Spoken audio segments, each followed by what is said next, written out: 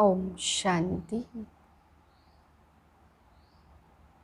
मैं आत्मा खुश नसीब आत्मा हूँ।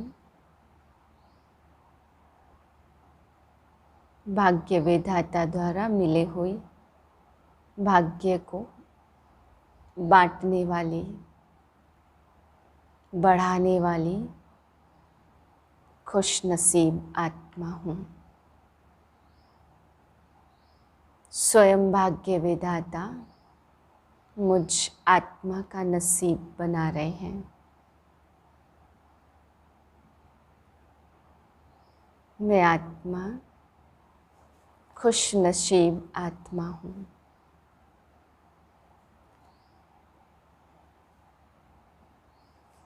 तेरह 5/2022 के महावाक्य हैं। मीठे बच्चे, बाप ने रुद्र ज्ञान यज्ञ रचा है। तुम ब्राह्मण इस यज्ञ की संभाल करने वाले हो, इसलिए तुम्हें पवित्र जरूर रहना है। प्रश्न है, अंत समय में बाप किन बच्चों को सहायता देते हैं? उत्तर है, जो अच्छी रीति सर्विस करते हैं उन्हें अंत में जब बहुत आफतें आएंगी उस समय सहायता मिलेगी। जरूर जो बाप के मददगार बने, बाप उन्हें मदद करेंगे। प्रश्न है, वंडरफुल मुखड़ा कौन सा है? उसका यादगार किस रूप में है?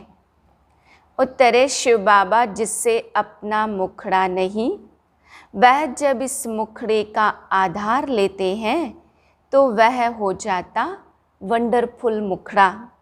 इसलिए तुम बच्चे सम्मुख मुखड़ा देखने के लिए आते हो।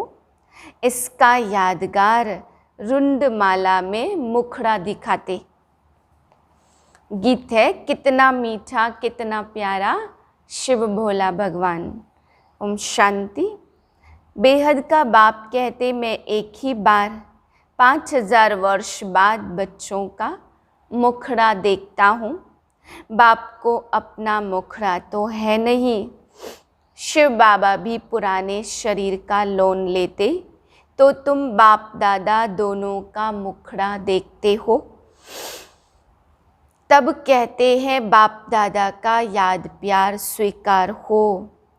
अब रुंडमाला बच्चों ने देखी है, उनमें मुखड़ा दिखलाते हैं। रुंडमाला बनाई जाती तो शिव बाबा का भी ऐसे मुखड़ा देखेंगे। यह कोई को पता नहीं है कि शिव बाबा भी आकर शरीर का लोन लेते। शिव बाबा इस ब्रह्मा मुख से बोलते हैं तो यह उनका मुख हो गया ना। इस समय एक ही बार आकर बच्चों का मुखड़ा देखते हैं। बच्चे जानते हैं शिव बाबा ने यह मुखड़ा किराए पर लोन लिया है। ऐसे बाप को अपना मकान किराए पर देने से कितना फ़ायदा होता। पहले पहले इनके कान सुनते, भल फट से तुम सुनते हो, परंतु तो भी सबसे नज़दीक इनके कान हैं। तुम्हारी आत्मा तो फिर भी दूर बैठी है। आत्मा कान द्वारा सुनेगी तो थोड़ा फर्क रहता। यहाँ बच्चे सम्मुख आते मुखड़ा देखने, यह है वंडरफुल मुखड़ा। रुद्र यज्ञ जब रचते तो मिट्टी के गोल गोल लिंग बनाते, सालिग्राम छोटे छोटे बनाते, शिवलिंग बड़ा बनाते। वास्तव में छोटे बड़े है नहीं, सिर्फ दिखाने के लिए कि वह बाप है और वह बच्चे हैं। पूजा भी दोनों की अलग अलग करते हैं, समझते भी हैं वह शिव है और वह सालिग्राम है। ऐसे तो नहीं कहते सभी शिव ही शिव है। नहीं, शिवलिंग बड़ा बनाते और सालिग्राम छोटे छोटे बनाते। यह सब बच्चे उनके साथ हैं। बाबा ने समझाया है, इन सालिग्रामों की पूजा क्यों करते? क्योंकि तुम सब आत्माएं हो ना। तुम इस शरीर के साथ भारत को श्रेष्ठाचारी बना रहे हो। शिव बाबा की श्रीमत शालिग्राम ले रहे हैं। यह भी ज्ञान यज्ञ रचा हुआ है रुद्र शिव बाबा का। शिव बाबा बोलते हैं, शालिग्राम भी बोलते हैं। यह अमर कथा सत्यनारायण की कथा है। मनुष्य को नर से नारायण बनाते इतनी छोटी सी आत्मा में शरीर में प्रवेश कर पार्ट बजाता हूँ। शरीर कितना बड़ा है, शरीर में आत्मा प्रवेश होने से छोटेपन से ही पार्ट बजाने लग पड़ती। अविनाशी पार्ट मिला हुआ है। जिस जिस रूप में जिसको दुख दिया तो वह साक्षात्कार करते जाते, दंड मिलता जाता, त्राही त्राही करते हैं, इसलिए गर्भ जेल कहते। ड्रामा कैसे बना हुआ है, कितना पार्ट बजाती है आत्मा, इसको कहा जाता कुदरत। बाबा हमको समझाते यह कितनी ऊंची नॉलेज है। दुनिया में ऐसी नॉलेज है नहीं। सम्मुख सुनने से बहुत आनंद आता। आत्मा कैसे ऑर्गन से बात करती, कहते भी हैं वो भ्रुकुटी के बीच चमकती है, परंतु सिर्फ कहने मात्र कहते, किसकी बुद्धि में नहीं आता। किसको यह नॉलेज है नहीं जो समझावे। तुम्हारे में भी यह बातें बहुत कम समझते। जो समझते हैं वह अच्छी रीति फिर धारण करते हैं और धारण कराते हैं, अर्थात वर्णन करते हैं।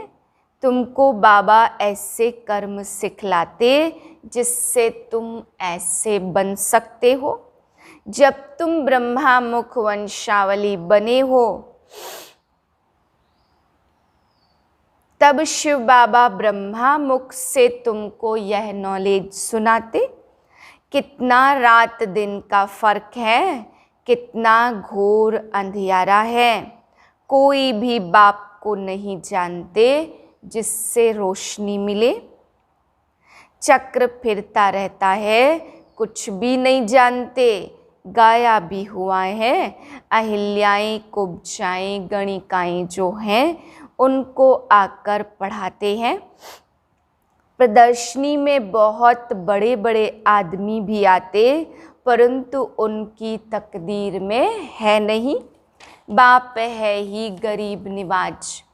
100 में से मुश्किल कोई एक साहूकार निकलेगा। 100 भी ऊंच पद पाने का पुरुषार्थ कोई विरला करते। तुम हो गरीब, माताओं के पास बहुत पैसे आदि थोड़े रहते, कन्याओं के पास कहाँ से आए। वह तो फिर भी हाफ पार्टनर है, कन्या को तो कुछ भी मिलता नहीं है। वह वहाँ चली जाती है तो हाफ पार्टनर बनती, वर्षा नहीं ले सकती। बच्चे तो फुल मालिक होते, तो ऐसी कन्याओं को ही पहले पहले बाप अपना बनाते। एक तो पढ़ाई की ब्रह्मचारी लाइफ है, गरीब हैं, पवित्र है, इनकी ही पूजा होती है सारी इस समय की बातें। तो बाप माताओं को आगे रखते। ब्रह्मा को इतना नहीं पूजते, जगत अम्बा का मेला लगता। शिव शक्तियाँ माताओं को सबने ठोकरें मारी हैं, खास पतियों ने। यह तो पतियों का पति है, कन्याओं को समझाते हैं। यह जगत अम्बा की बच्चियाँ मास्टर जगत अम्बा हुई ना। यह बच्चियाँ भी माँ जैसे कार्य कर रही है। मम्मा मिसल तुम भी त्रिकालदर्शी हो। मेल फीमेल दोनों हैं, प्रवृत्ति मार्ग है ना। मेजॉरिटी माताओं की है, नाम भी इन्हों का बाला है। ब्रह्मा का इतना बाला नहीं है। दो प्रकार के ब्राह्मण होते, सारसिद्ध और पुष्करणी। शास्त्र सुनाने वाले अलग होते हैं। बाप समझाते जो पास्ट हो जाता वह फिर भक्ति मार्ग में गाया जाता। तुमको 84 जन्म भोगने पड़ते हैं। शिव बाबा और ब्राह्मण दोनों को गुम कर दिया। ब्रह्मा द्वारा तुम ब्राह्मण बनते तो ब्राह्मण ही यज्ञ संभालते हैं। पतित तो यज्ञ की संभाल कर न सके। यज्ञ रचते तो विकार में नहीं जाते, यात्रा पर भी विकार में नहीं जाते। तुम हो रूहानी यात्रा पर तो विकार में जा नहीं सकते हो, नहीं तो विघ्न पड़ जाएगा।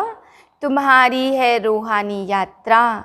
बाबा कहते मैं आता हूँ तुम बच्चों को ले जाने, मच्छरों सदृश ले जाऊंगा। वहाँ हम आत्माएं रहती हैं, वह है परम धाम। अभी ब्राह्मण बने हैं, जो ब्राह्मण बनेगा वही स्वर्ग में चलेगा। वहाँ भी झूलों में झूलते हैं ना, वहाँ तो तुम रत्न जड़ित झूलों में झूलेंगे। श्री कृष्ण का झूला कितना अच्छा श्रृंगारते, उनके साथ सबका प्यार है। गाते हैं भजो राधे गोविंद, चलो वृंदावन। अभी तुम ईश्वरी पुरी में चलते हो, जानते हो बाबा सबको कैसे ले जाते। मक्खन से बाल, बाप तुमको कोई भी तकलीफ नहीं देते। कैसे सहज बादशाही देते हैं। बाप कहते हैं जहाँ चलना है उस अपनी कृष्णपुरी को याद करो। पहले पहले जरूर बाबा तुमको घर ले जाएगा, फिर वहाँ से भेज देंगे स्वर्ग में। अभी तुम श्री कृष्णपुरी में जा रहे हो वाया शांति धाम, जैसे वाया दिल्ली जाना होता। अब समझते हो वापस जाते हैं, फिर आएंगे कृष्णपुरी में। हम श्रीमत पर चल रहे हैं तो बाप को याद करना है और पवित्र बनना है।